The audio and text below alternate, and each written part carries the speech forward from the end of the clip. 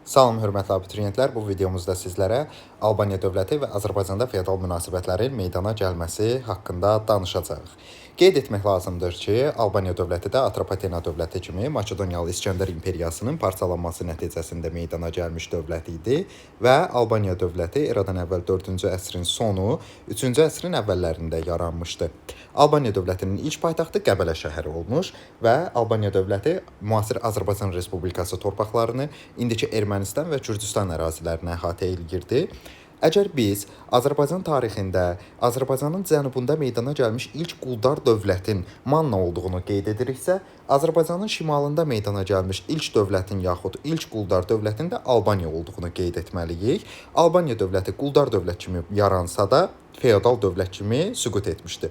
Yəni, Albaniya dövləti Atropatena dövlətindən fərqli olaraq daha uzun müddət mövcud olmuş feodal dövlət kimi süqut etmişdi. Albanlar 26 dildə danışan tayfalar idilər və Albaniya dövlətində İskitləri, Leqləri, Albanları, Massagetləri, Kadusiləri, Kaspiləri, Uti, Qarqar, Amar tayfalarını yaşadığını biz qeyd edə bilərik. Həmçinin xüsusilə qeyd etmək lazımdır ki, Kadusi və Kaspi tayfaları eyni zamanda Atropatena dövlətinin də ərazisində yaşamışdılar. Hal-hazırda Azərbaycan ərazisində yaşayan Qafqaz dilli tayfalara, yəni Albanların nəslindən gələn tayfalara Qəbələnin Nic kəndində Utiləri, Qubanın Xınalıq kəndində Xınalıqları və Buduq kəndində isə Buduqları misal göstərmək olar. Albaniya dövlətində dövlətin başında hökmdar dayanır. Hökmdardan sonra gələn ikinci şəxslər vilayət hakimləri, din xadimləri və hərbiçiləridir.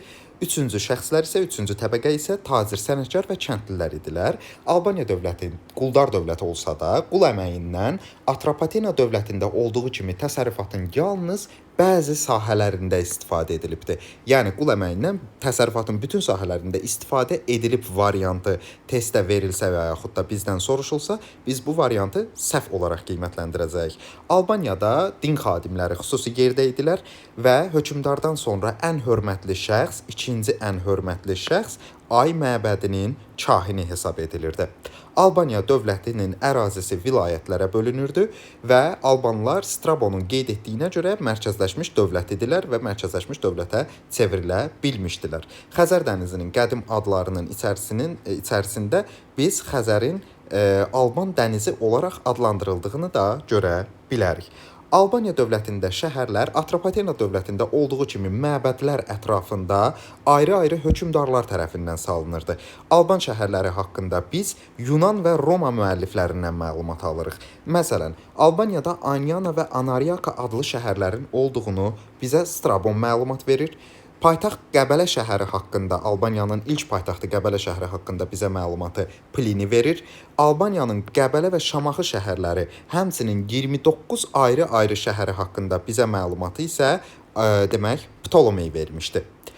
Albaniyada eramızın ilk əsrlərindən başlayaraq yel dəyirmanları, su dəyirmanları, yerli şüşə qablar istehsal edilməyə və istifadə olunmağa başlanılır. Həmçinin eradan əvvəl 4-cü əsrdə Albaniya dövlətinin meydana gəlməsi ilə biz Albaniyada tunç möhürlərin meydana gəldiyini görürük.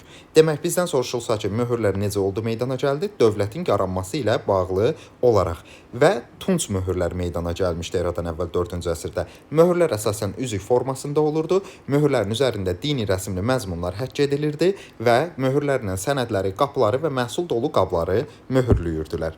Beləliklə, biz Albaniyada Atropatena dövlətində olduğu kimi ticarətdə puldan istifadənin geniş yayıldığını görürük. Biz Albaniyada ticarətdə puldan istifadə edildiyini Şamaxıdan, Qəbələdən, Bərdədən və Ağsudan tapılmış gümüş pul dəfinələri ilə sübut edirik və Albaniyada da Atropatenada olduğu kimi ən qədim pullar Makedoniyalı İskəndərin adından kəsilmiş gümüş pullar idi və Albaniya dövləti Atropatena dövlətindən fərqli olaraq eradan əvvəl 3-cü əsrin birinci yarısında İskəndərin pullarına bənzər yerli pullar kəsməyə başlayır. Qeyd etmək lazımdır ki, Albaniya ilə Atropatena dövlətlərində İskəndərin adından kəsilmiş pullardan istifadə edilib, lakin Albaniya dövləti Atropatena dövlətindən fərqli olaraq yerli pullar kəsdirib. Yəni, Atropatena dövlətində yerli pul deyilən şey olmayıb. Yerli hökmdarların adından pullar kəsilməyib. Nəyə görə İskəndərin pullarına bənzər pullar kəsilib Albaniyada? Çünki Albaniyada kənardan gətirilən pullar tələbatı ödəmədiyindən yerli pulların kəsilməsi zərurəti meydana gəlmişdi. Eradan əvvəl 2-ci əsrdə Aralıq dənizi hövzəsində hakim dövlətə çevrilmiş Roma, eradan əvvəl 1-ci əsrin birinci yarısında Atropatena dövlətinə olduğu kimi Albaniya dövlətinə də yürüşlər eləməyə başlayır və Hindistandan Qara dənizə gedən ticarət yollarını ələ keçirtmək məqsədi ilə Roma sərkərdəsi Pompey, qeyd etmək lazımdır ki, Pompey imperator deyil, Pompey padşah deyil, Pompey Roma Respublikasının sərkərdəsi olmuşdu. Roma sərkərdəsi Pompey ordusunu 3 hissəyə bölməklə Albaniya ərazisinə yürüş eləyir və eradan əvvəl 66-cı ildə Kür çayı sahilində baş vermiş döyüşdə Roma sərkərdəsi Pompey, bura qeyd edirəm, sərkərdə Pompey Albaniya hökmdarı, Albaniya padşahı Oroysu məğlubiyyətə uğradır. Padşah Oroys məğlubiyyətə uğrayır, sərkərdə Pompey qələbə qazanır və Pompey ilə Oroys saziş imzalayırlar. Pompey öz ordularını götürür İberiya istiqamətində, yəni Gürcüstan istiqamətində hərəkət etməyə başlayır. Lakin padşah Oroysun qardaşı sərkərdə Kozisdə imperator olmayıb, Kozisdə padşah olmayıb, Kozisdə hökmdar olmayıbdı. Pompey və Kozis sərkərdədirlər. Pompey Roma sərkərdəsidir, Kozis isə Alban sərkərdəsidir. Bu adamlar içərisində padşah olan bircə şəxs var, o da padşah Oroysdur, Alban padşahı Oroysdur. Albanların Kozisin başçılığı altında Romalıları təqib etməsi və Romalılar üçün təhlükə törətməsi Pompeyin İberiya istiqamətindən geri dönərək yenidən Albanlar üzərinə yürüş etməsinə səbəb olur. Və eradan əvvəl 65-ci ildə Qanıq Alazan çay sahilində döyüş baş verir. Roma sərkərdəsi Pompey, Alban sərkərdəsi Kozisi ölümcül yaralayır. Kozis döyüşdə ölümcül yaralanır və Pompey bu döyüşdə hərbi hiylə işlətməklə Alban qoşunlarını məğlubiyyətə uğratmağı bacarır. Tarixçilərin verdiyi məlumata görə döyüşdə Alban qadınlarının cəsarəti Romalıları heyrətə gətirmişdi və Qanıq çay sahilində döyüşdə belə çıxır ki, Alban qadınları da iştirak ediblər və bu hadisələrdən sonra Albaniyanın daxili vilayətlərini ələ keçirərək Xəzər sahillərinə çıxmağa çalışan Pompeyə qarşı Oroys partizan müharibəsinə başlayır və Oroysun partizan müharibəsi əhalinin güclü müqaviməti, Pompeyin yürüşü dayandırmasına və Oroysla sülh bağlayaraq Romaya qayıtmasına səbəb olur.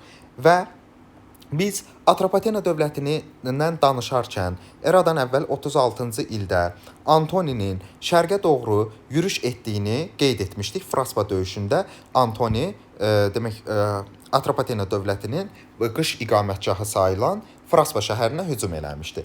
Bu zaman Antoninin şərqə yürüşü zamanı Roma sərkərdəsi Antoni Romanın başqa bir sərkərdəsi Kanidini şimala Albanlar və İberlər üzərinə hücuma göndərir. Roma sərkərdəsi Kanidi ilə Alban hökmdarları arasında, yəni padşah Vasilevis Zober idi bu zaman Albaniyada, padşah Vasilevis Zober arasında döyüşlər baş verir. Roma-Alban döyüşlərinin nəticəsində Kanidi Albanları və İberləri özünə tabe etməyi bacarır. Bu zaman Alban padşahı Zober Romaya sadiq qalacağına və Roma ilə müttəfiq olacağına söz vermiş olur və beləliklə Kanidinin hücumu nəticəsində Albanlar yenidən Romalılar tərəfindən məğlubiyyətə uğradılırlar. Eramızın 1-ci əsrində biz ötən dərsimizdə qeyd etmişdik ki, Atropatena dövlətinin müstəqilliyinə Parfiya dövləti son qoyur. Və məlumdur ki, Atropatena dövləti də Albaniya dövlətinin cənubunda yerləşir. Əgər Parfiya gəlib Atropatena dövlətini işğal eləyibsə, ərazisini tutubsa, bu o deməkdir ki, Albaniya dövləti üçün də Parfiyalılar təhlükə törədirlər. Cənubda bir təhlükə var, Parfiya. Yəni Atropatenanı tutandan sonra Parfiya ehtimal var idi ki, Albaniya ərazisini də tabe eləsin. Albanlar buna görə də Parfiya təhlükəsinə qarşı Atropatenalılar kimi Roma ilə yaxınlaşmağa başlayırlar. 84-96-cı illərdə, bizim eranın 84-96-cı illərində Qobustanda Böyükdaş dağının ətəyindəki Latın dilli kitabə üzərində İmperator Dominisiyanın adı çəkilir, Roma İmperatoru Dominisiyanın adı çəkilir və Domisiyanın qoşunlarının Albaniyada olması Böyük Daş dağının ətəyindəki latın dilli kitabə ilə sübut edilir və hətta Roma imperatoru Tiberi eramızın 1-ci əsrində Alban və İber Basilevislərinə, yəni hökmdarlarına, padşahlarına pul göndərir ki, Parfiya hökmdarı Artabana qarşı müharibəyə başlasınlar. Demək, hansı Roma imperatoru idi? Alban və İber Basilevislərinə pul təklif eləyib ki, Parfiya hökmdarı Artabanla müharibəyə başlayın? Roma imperatoru Tiberi.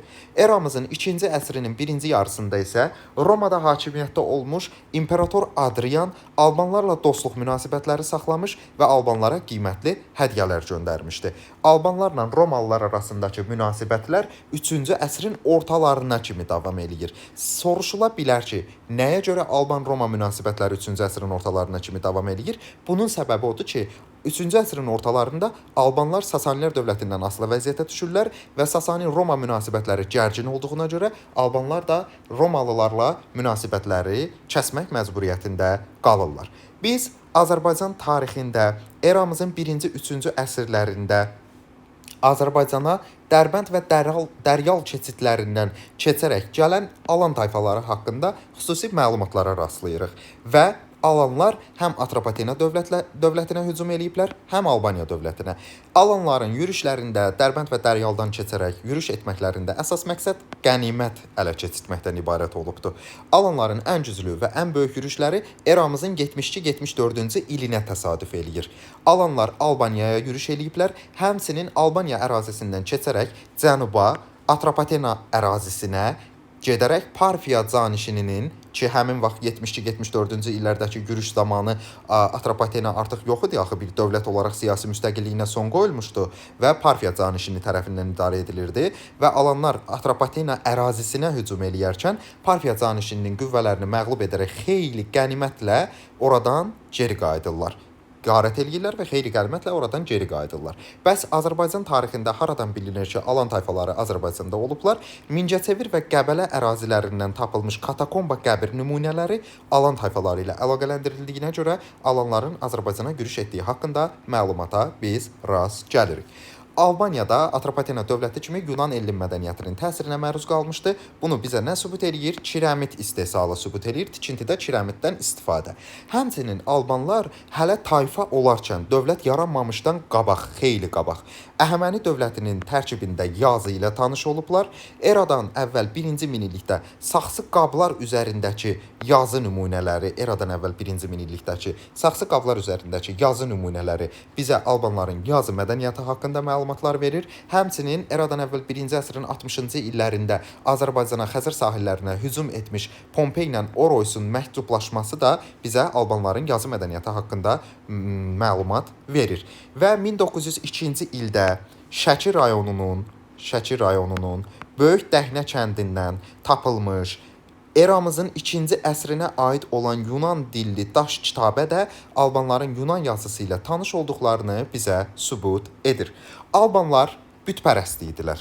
Yunan tanrılarına sitayiş edirdilər. Strabonun Alban allahları haqqında verdiyi məlumatlarda biz görürük ki, Albanlar Zevs, göy tanrısı, Helios, günəş tanrısı və Selena, ay tanrılarına sitayiş edirlər. Biz Albaniya dövləti haqqında məlumatları yekunlaşdırdıq. İndi isə Azərbaycanda feodal münasibətlərin meydana gəlməsi haqqında danışaq.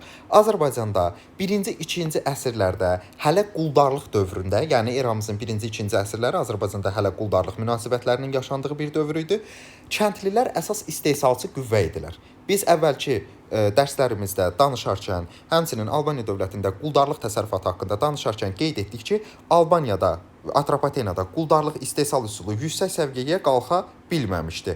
Quldarlıq məhdud idi. Qədim Şərqin digər dövlətlərində olduğu kimi quldarlıq Azərbaycanda geniş yayılmamış, qul əməyindən geniş istifadə edilməmiş, təsərrüfatda əsasən azad əməyə üstünlük verilmişdi.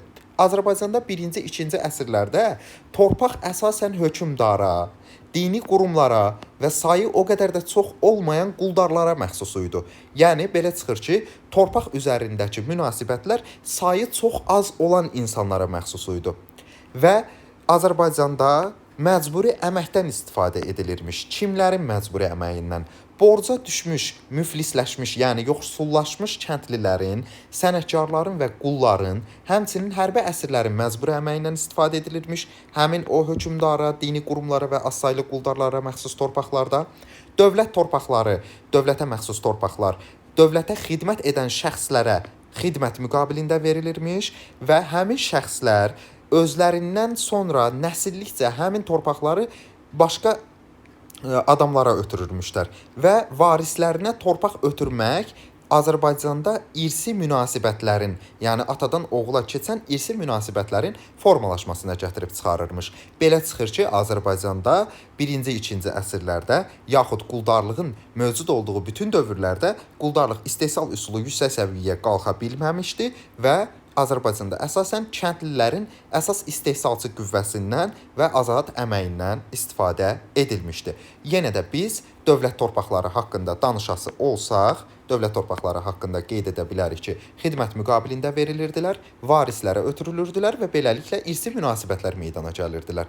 Bu torpaq mülkü, hansı ki, varislərə ötürülən, sonradan xidmət müqabilində verilən və sonradan irsi xarakter alan torpaqlar ki var idi, həmin torpaqlar mülk yaxud feod, sahibləri isə mülkədar yaxud feodal adlandırılırdı. Beləliklə Azərbaycanda feodal münasibətləri 3-cü əsrdən başlayaraq Azərbaycanda feodal münasibətləri formalaşırdı. Kəndli nə edirdi bu dövrdə?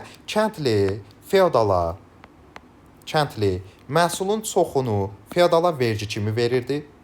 Vergini əsasən natura formasında, yəni pul formasında yox, əsasən mal və məhsul formasında vergi verirdi. Mükəlləfiyyət. Nədir mükəlləfiyyət? Müəyyən işi yerinə yetirmək məcburiyyəti. Yəni sən bu işi görməyə məcbursan. Bu işə görə sənə heç bir mükafatlandırılma, pul, nəsə verilməyəcəkdir. Feodal qarşısında müəyyən mükəlləfiyyətlər, məcburi işlər həyata keçirirdi və bununla da Azərbaycanda kəndli ilə feodal arasında asıllıq münasibətlərinin olduğu feodal münasibətləri formalaşırdı. Və 3-cü əsrdə Azərbaycanda formalaşan feodal münasibətlər Azərbaycanda fərqli idi. Necə? Kəndli yalnız torpağa görə feodaldan asılı idi. Yəni kəndli qul deyildi Azərbaycanda. Kəndli torpağa görə feodaldan asılı idi. Kəndli istədiyi başqa yerə gedə bilərdi. Yəni feodaldan şəxsən asılı deyildi. Feodaldan şəxsən asılı olmaması Azərbaycandakı kəndlilərin azad kəndli olduğunu deməyə əsas verir. Yəni bundan belə çıxır ki, Azərbaycanda kəndlilər təhkimli deyildilər. Nə deməkdir təhkimçilik? Torpaqdan çıxıb başqa bir yerə gedə bilməzsən. Öz ağavın, öz sahibinin yanında qalmalısan, onun dediyi hər işi yerinə yetirməlisən. Azərbaycandakı asılılıq torpağa görə idi. Təhkimli deyildi. Yəni şəxsi asılılıq yox idi.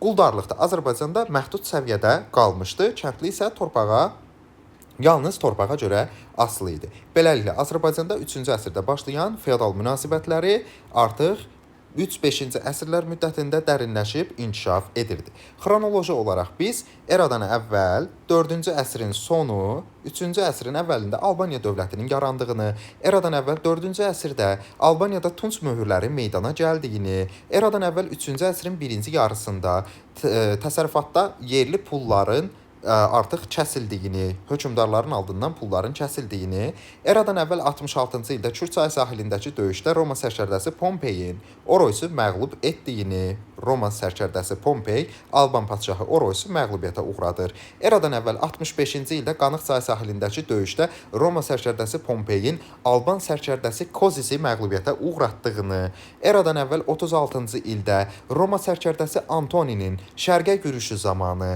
öz sərkərdəsi Kanidini şimala Alban və İberlərə üzərinə göndərdiyini və eradan əvvəl 36-cı ildə Vasilevis Zoberin Roma sərkərdəsi Kanididən asılılığı qəbul etdiyini, baş vermiş döyüşlərdə məğlub olduğunu və Romaya daima sadiq qalacağına söz verdiyini, həmçinin 72-74-cü illərdə Alan tayfalarının Dərbənd və Dəryal keçidlərindən keçərək Azərbaycana, Albaniya və Atropatenaya ən güclü yürüşlərini etdiyini, 1-ci, 2-ci əsrlərdə quldarlığın yüksək səviyyəyə qalxa bilmədiyinə görə feodalizmə zəmin yarandığını, yəni feodal münasibətlərin meydana gəlməsinə zəmin yarandığını və 3-cü əsrdə isə Azərbaycanda feodal münasibətlərinin formalaşdığını bu dərsimizdə öyrənmiş olduq.